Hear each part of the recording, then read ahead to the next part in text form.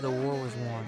The city of Addis Ababa was liberated, and the people found themselves asking a vital question: now what? Immediately after the Derg's collapse, there was a pressing need for stability, a void that could have led to anarchy, so a momentary government was set up. Local communities held votes for committees tasked with maintaining security, settling day-to-day disputes, and ensuring that markets could function. It was grassroots democracy in its immediate form. After about a month of this provisional arrangement, a major conference convened. Representatives from all over the country's key parties, big and small, gathered to chart a more cohesive path forward. Out of this historic gathering, a transitional government emerged. A mini-constitution or charter laid out the duties of this transitional government and mapped out how Ethiopia could transform into a truly democratic system. One of the most important resolutions was creating a commission to draft a permanent constitution. The task of leading this drafting process went primarily to an intellectual circle outside the EPRDF, headed by Kifle Wadacho, ensuring the broadest possible legitimacy. During the transitional government phase, Eritrea's future took center stage. A referendum was held in that region, and over 90% of voters chose independence. Ethiopia respected the outcome, and just like that, Eritrea became a sovereign nation. This move was seen as a bold affirmation of the new leadership's willingness to honor self-determination, but it also laid the groundwork for future complexities between the two neighbors. Drafting the new constitution was a monumental endeavor.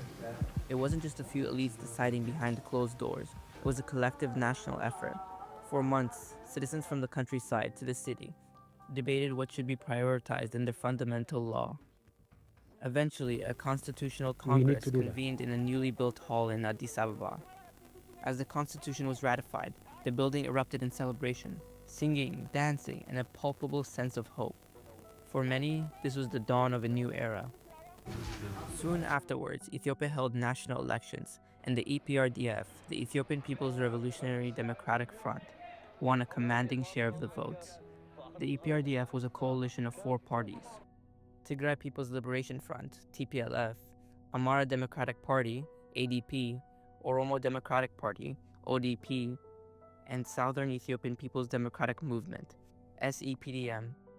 Under this coalition, the transitional government progressed further. They championed transforming Ethiopia from a command economy to a free market system.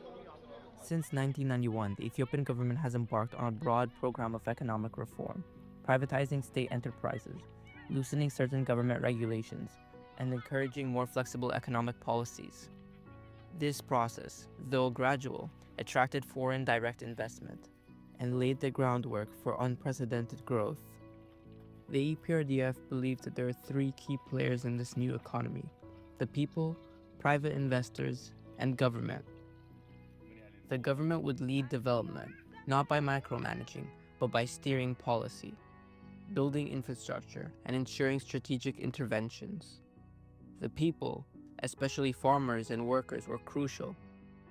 Since Ethiopia lacked ample capital and relied on human labor to kickstart production, the private sector, practically non-existent during the Derg era, had to be nurtured into existence.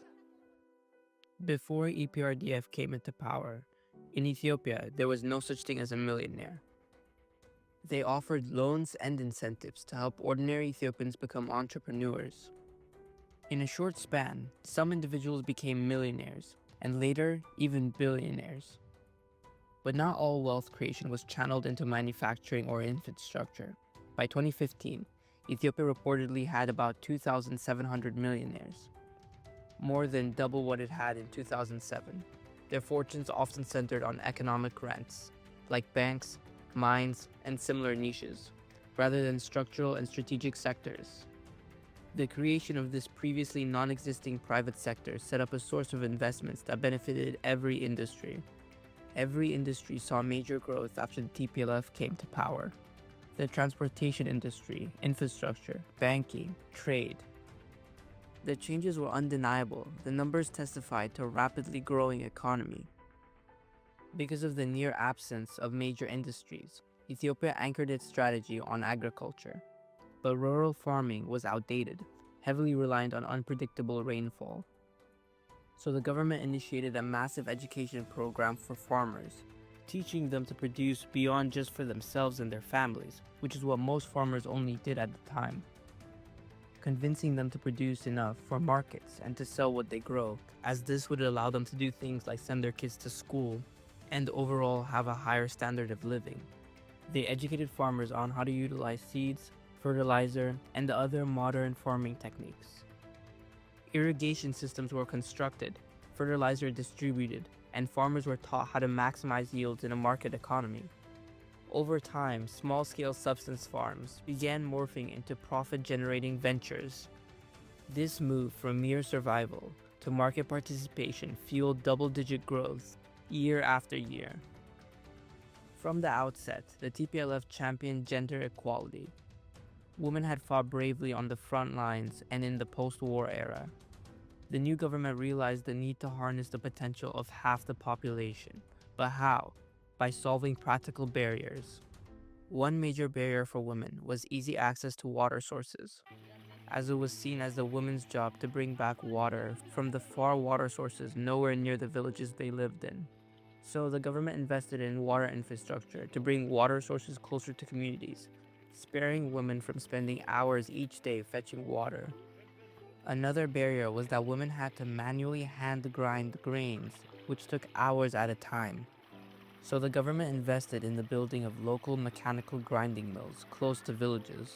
Now, instead of women manually grinding grains for hours, local mills powered by animals or basic machinery drastically cut that time, freeing them for other endeavors.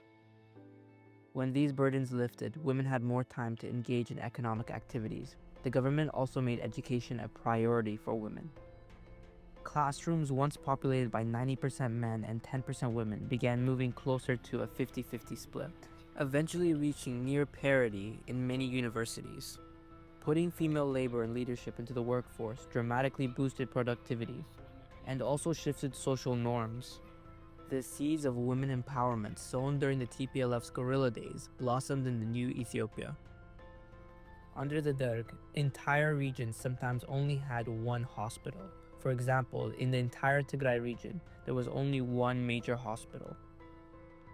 Now, the new government made healthcare a central pillar of its development strategy. The number of clinics skyrocketed from 150 to a staggering 3,500 across the nation, and 72 hospitals rose to the point where for every 100,000 people, there was at least one major hospital. This monumental expansion brought medical care closer to the most remote communities. As a result, maternal mortality rates declined dramatically, and diseases like malaria became far less deadly. Notably, malaria was also targeted by the government by a mass distribution of protective nets. Millions of them were given out to people, and Ethiopia was second only to Rwanda in sheer volume of these nets in their country. These nets reduced the spread of mosquito-borne illnesses. Such improvements in healthcare not only saved millions of lives, but also fostered a healthier, more productive population, another vital engine fueling Ethiopia's economic momentum. Just as the Ethiopian economy was picking up steam, tensions with Eritrea erupted. The border region in northern Tigray became a flashpoint, with Eritrea claiming parts of the land. Yet, the disagreement went deeper than lines on a map. When peaceful efforts failed, Eritrean forces encircled and took these territories, ignoring Ethiopia's warnings. Negotiations collapsed, and Ethiopia felt it had no choice but to defend its sovereignty, triggering an all-out war. The reasons for Eritrea provoking Ethiopia into a war were due to a range of issues, with attempting to slow down their faster-growing neighbor likely being the main motivation. There was also Eritrea's decision to introduce its own currency, abandoning the shared birr currency that Ethiopia also used, and after doing so, insisted that their currency be made of equal value with the birr. Ethiopia refused, stating that the market should dictate their currency's worth. Basically stating 100 of ours might be worth more or less than 100 of yours, but let the market decide that. This was another issue that likely contributed to the start of this war. Initially, Ethiopia found itself at a disadvantage. While it had been busy nation building, Eritrea had been focused on expanding its military might. Eventually, though, Ethiopian forces managed to push deep into Eritrean territory, nearing Asmara, the capital of Eritrea. Then, in a decision that remains highly debated, Ethiopia withdrew, returning captured land to UN administration, instead of going into the capital and removing the Eritrean dictator, Isaias Afwerki. Some insisted that Ethiopia should have removed Isaias, while others argued that war was already draining resources crucial for Ethiopia's development. Critics say Ethiopia missed a chance to end the dictatorship next door. Defenders say going further would have been a costly venture. However, in the aftermath, TPLF became the target of blame for the war's end strategy, despite it being a broader EPRDF decision and not just a TPLF party. This contributed to a growing discontent with the TPLF among certain groups. Despite, or perhaps partially due to the war's end, Ethiopia's economy soon soared, achieving double-digit GDP growth that amazed onlookers worldwide. Infrastructure projects boomed, foreign investors took notice, and the government continued pushing forward with privatization and regulatory reforms. From agriculture to banking, transportation to industry, the entire spectrum of Ethiopian business saw significant growth. The transitional government, the post-war committees, the constitution's ratification, and Eritrea's independence, these events laid the cornerstone for a dramatic transformation. Economic liberalization, sweeping agriculture reforms, the inclusion of women in the workforce, and the massive expansion of healthcare and education all contributed to an unexpected boom. We've witnessed how the EPRDF charted a bold new course for Ethiopia, liberating the nation from the Derg, establishing a democratic government, and sparking unprecedented economic growth. Now we have to turn our lens to one of the most ambitious feats of the EPRDF, the Grand Ethiopian Renaissance Dam. This monumental project isn't just about generating electricity. For Ethiopia, the GERD has become a symbol of rebirth, a testament to self-reliance, and a linchpin in the country's plans to revolutionize its infrastructure and economy. The Blue Nile, known locally as Abai, has always loomed large in Ethiopia's imagination, legendary in name and vital in purpose. Decades before the EPRDF came to power, the United States Bureau of Reclamation identified a spot back in 1956 to 1964 during Emperor Haile Selassie's reign, where an enormous dam could be built to harness the Blue Nile's power. But the rise of Derg and the Ethiopian Civil War halted any progress. Fast forward to the early 2000s. With the EPRDF firmly in charge, Ethiopia launched Project X, which by 2011 would be publicly unveiled as the Millennium Dam, and soon after renamed the Grand Ethiopian Renaissance Dam. On April 2, 2011, Prime Minister Meles Zenawi laid the foundation stone, signaling a new chapter in Ethiopian history. From its inception, the GRD was as much a political statement as an engineering one. International funding was scarce, in part due to Egypt's influence in discouraging foreign investment on the Blue Nile. Undeterred, Ethiopia turned inward. Citizens all over purchased bonds. Teachers, civil servants, and even farmers contributed. Private donations poured in. The government also leveraged a $1 billion loan from the Exim Bank of China for turbines and electrical equipment. The $5 billion price tag represented about 7% of Ethiopia's 2016 GDP. But to the EPRDF, it wasn't simply an infrastructure project. It was a national cause, a testament to Ethiopia's ability to stand on its own. From the very start, the EPRDF championed a sweeping vision of self-sufficiency and economic modernization. They sought to transform Ethiopia from a country reliant on small-scale, rain-fed agriculture into a nation that harnesses its resources for large-scale development. The GRD embodied this ambition. After much more than a decade of civil war, famine, and underdevelopment, the EPRDF heralded a renaissance. From the earliest days of struggle to the construction of the Grand Ethiopian Renaissance Dam, there's a name that keeps coming up, the name of a man part of every step of the struggle, a hero for millions of people. Meles Zenawi. For 2 decades, he stood at the helm of the country's transformation, steering Ethiopia through profound changes that would reshape its destiny. Born in Adwa, Tigray, in 1955, Meles didn't just happen upon politics, drove in headfirst. When a friend of his was executed by the Derg regime, Leges changed his first name to Meles in his friend's honor. He joined the TPLF, fighting the Derg dictatorship for years. By the 1980s, he'd risen to become chairman of the TPLF and soon led the broader EPRDF coalition to victory in the Ethiopian Civil War. After the fall of Derg, Meles Zenawi was elected as the first prime minister of the new Democratic Republic of Ethiopia. Anyone who heard Meles speak will tell you he was a master orator, soft-spoken yet incredibly persuasive, an intellectual force who could dissect complex issues with ease. Even critics who opposed his policies acknowledged his brilliance and the passion behind his speeches. To see Meles in action was to see someone who truly believed in Ethiopia's potential, speaking calmly but always with underlying urgency. It was under Meles' leadership Ethiopia launched sweeping reforms. He championed land policies aiming to tackle droughts and expand agriculture. He poured resources into schools. Primary and secondary enrollment surged, and new universities opened everywhere from Mekelle to Jimma. Ethiopia's economy soared, and while critics debated his methods, few denied that the nation was moving forward at a pace never seen before. Meles was the face of these changes. Internationally, Meles Zenawi was recognized as a formidable negotiator, and not just a voice for Ethiopia, but a voice for all African countries' issues. Whether at the UN or the African Union, he spoke with clarity and depth, pushing for initiatives on climate change, development, and poverty reduction.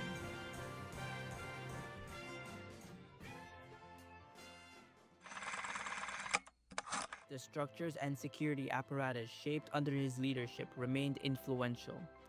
In July 2015, then-President Barack Obama visited Ethiopia, a milestone as he became the first sitting US president to do so. The journey followed a high-energy stop in Kenya, where massive enthusiastic crowds prompted major concern for the Secret Service. But by the time they reached Addis Ababa, advisors like Susan Rice expected the tension would ease, precisely because of Ethiopia's reputation for stringent security and safety under the EPRDF. According to Susan Rice, as soon as they landed in Ethiopia, credible intelligence pointed to an Al-Shabaab, a terrorist group, plot targeting Obama the very next day. The first night we were there, after the state dinner, I went back to my bedroom as usual and planned to get ready for bed, and there was a knock on the door. And it was Anita, and we go down to this Secret Service tent, and we go into this secure tent, and in it is the head of the President's Secret Service detail, a number of other senior agents, representatives from our embassy in Addis Ababa who were on the security side of the embassy. And they wanted to share with me that they had just learned very reliably that Al-Shabaab, this is an East African terrorist organization with links to Al-Qaeda that has carried out a number of attacks throughout East Africa, had an active plot underway to attack President Obama the next day. We're in communication with the Ethiopian security forces, who are actually quite capable and efficient, if also very ruthless. The Americans have information that suggests that the suspect is at large and on the street, on the route, by the way, of the motorcade. And I'm in a meeting with the Ethiopian Prime Minister and several of my colleagues, trying to underscore to the Prime Minister how concerned we are and that we can't actually move the president until we get this resolved. So my friend and colleague, Gail Smith, is on the phone with the head of Ethiopian security, and she's saying to this guy, we've got a serious problem. We have reason to believe this guy is on the loose. And he's like, it's not a problem. It really, we're very concerned it's a problem. He says, Gailey, it's not a problem. And she says, how can it not be a problem? Where is this guy? And finally, the security chief says, he's with me at the airport. And we're like, he's with you at the airport? Yes, he's in my car. And I'm thinking, he's buried in this trunk. And he's not getting out. And in fact, he was in custody. I don't know where in the car. I never asked. The Secret Service verified that this was the case. at the airport, and we were able to move the president. In the end, it was a reminder that for all the complexities of Ethiopian politics, the nation's security forces remained extremely effective. This situation went undisclosed to the public at first, but stands as an extraordinary testament to how the EPRDF's focus on security managed to keep a president of the United States safe in a moment of real danger. When the EPRDF first came to power, Ethiopia's electric power services and telecommunications were tiny, and electricity found outside of Addis Ababa was often powered only through generators. And even the proper establishment of landlines in the country were rare, and the nation was a far cry from modern mobile phones. Yet, as the economy ballooned, so did responsibilities.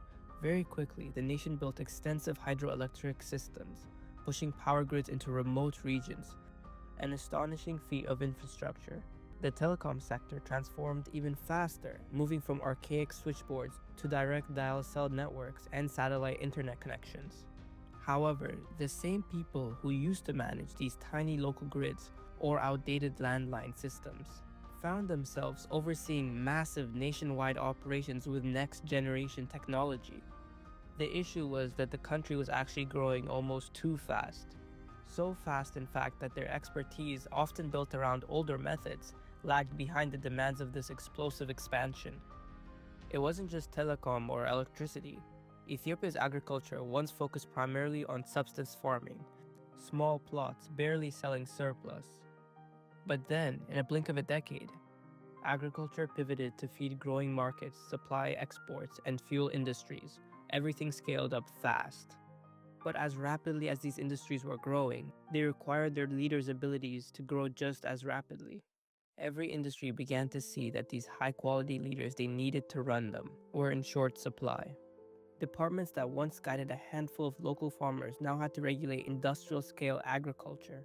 Leaders who'd been used to guiding one small district suddenly had to steer entire nationwide policies. This mismatch between infrastructure growth and leadership preparedness created an extremely dangerous situation. As industries expanded at breathtaking speed, the human capacity to manage them failed to keep pace. Already these cracks were visible before 2012, but then, on August 20, 2012, Ethiopia was hit with a devastating blow. Meles Zenawi had passed away. For decades he had been the face of Ethiopia's renaissance, a prime minister who inspired millions, a champion of unity. Meles died in late 2012. This news devastated the nation, with the day of his funeral being attended by tens of thousands of Ethiopians. Attendees of the funeral were made up of all the different peoples of Ethiopia. Regardless of animosities between people from different regions of Ethiopia, the death of Meles, almost more than anything, showed the unification that had been built in Ethiopia. With millions all over the nation mourning his death, with thousands on city streets seen crying on his funeral date. Regardless of political stance or regional debates, Meles was seen as the people's champion, a fighter for all the people of Ethiopia, who had done so much for the nation, and a leader the people truly loved.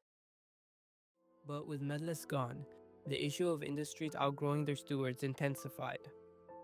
There are usually three possible outcomes when someone ill-prepared holds high office or a powerful position. 1. They try to do the tasks of their position anyway and end up pushing policies that are harmful to the nation because they lack the qualifications for their position. The second possible outcome is out of fear of making the wrong decisions, they avoid making them at all, purposely avoiding taking any actions by hiding behind endless meetings and bureaucracy.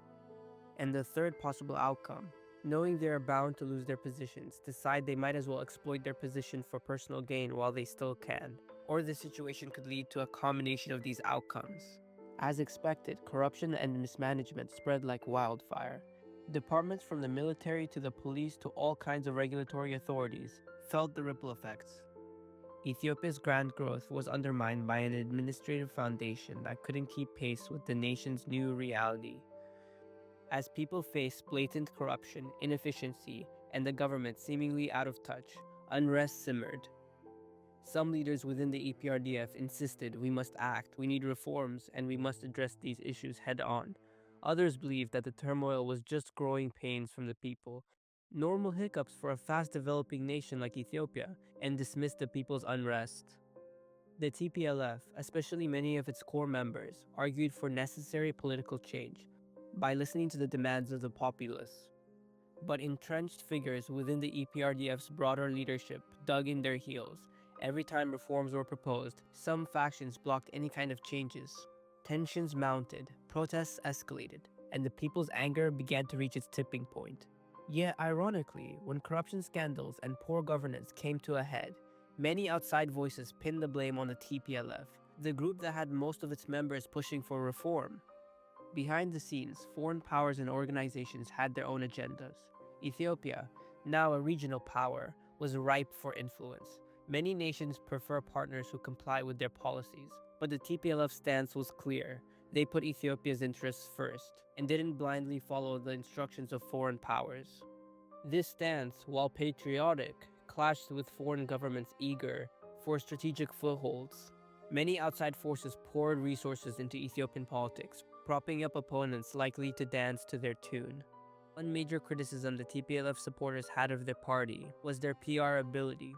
The TPLF members believed that their actions spoke for themselves, and that there was no need to constantly show their achievements to the population. But in a climate of rumor and scapegoating, that silence cost them dearly. They built infrastructures, hospitals, schools, hydro dams, but rarely trumpeted these successes. Their critics? They seized every opportunity to label TPLF as the root of all problems, creating a narrative against the TPLF on social medias, radio, and public gatherings. TPLF bared and gifted the people a battered-looking cardboard box. The next government arrived, giving a gilded package, ribbons shimmering with the promise of grand tomorrows. While the people's eager hands rushed to lift the second box's glossy lid, God peered through flaking cardboard and polished veneer alike, and saw the first box cradle a single coin minted from the people's hard-earned faith, and the second sheltered hundreds of counterfeits. The greatest irony is even after both boxes are open, the people will continue to not see their mistake and remain content with their wisdomless decision. While the TPLF focused on real nation building, sometimes messy, never flashy, the next regime dazzled with surface glitz, and the public, wary of slow but steady progress, got swept up by the allure of something new and polished. After an election in 2018, the EPRDF party, along with the TPLF, lost its seats in the government. They exited gracefully, handing power to the next government without any resistance. They believed so much in the democracy they created. They believed this would just be a peaceful transfer of power, and failed to realize how untrue this would prove to be. Despite everything the TPLF accomplished, industrialization, nationwide electricity, a booming economy, many chose to remember them in a bad light. The years they spent building Ethiopia's foundation went largely unrecognized. In the swirl of politics, people forget who laid the bricks of modern Ethiopia's house. Unfortunately, our story does not end with a peaceful transfer of power. We have to go back to 2016. Discontent simmered among various groups in Ethiopia. Prime Minister Haile Mariam Desalegn, who succeeded Meles Zenawi, found his authority waning in the face of these upheavals. By February 2018, the tension reached a boiling point. Haile Mariam abruptly resigned, citing a desire to create space for real reforms. This allowed the swift installment of his successor, a little-known figure at the time, a high school dropout claiming a doctorate, a genocidal leader campaigning for unity, a wielder of starvation as a tool in the name of modernization, a man harboring ambitions that would horrify history's worst dictators. His name was Abiy Ahmed.